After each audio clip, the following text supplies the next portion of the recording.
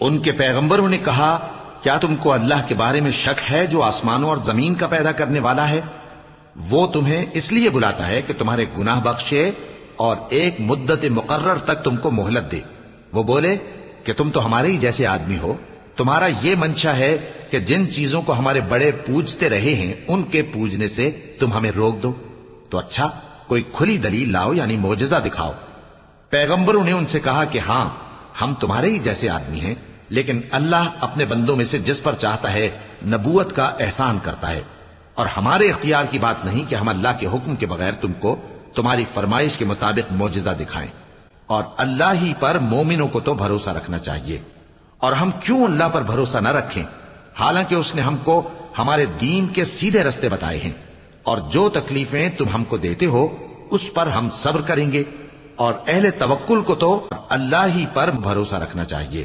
جو کافر تھے انہوں نے اپنے پیغمبروں سے کہا کہ یا تو ہم تم کو اپنے ملک سے باہر نکال دیں گے یا تم ہمارے مذہب میں واپس آ جاؤ۔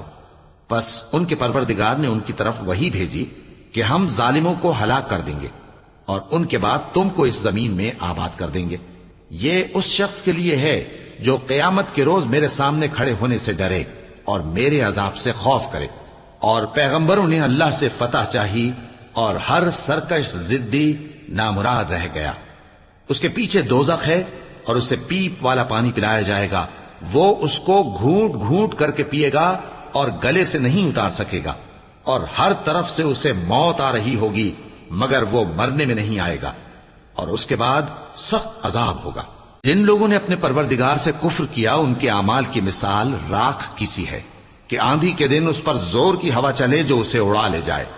اسی طرح جو کام وہ کرتے رہے ان پر ان کو کچھ قابو نہ ہوگا۔ یہی تو پرلے سرے کی گمراہی ہے۔ کیا تم نے نہیں دیکھا کہ اللہ نے آسمانوں اور زمین کو تدبیر سے پیدا کیا ہے؟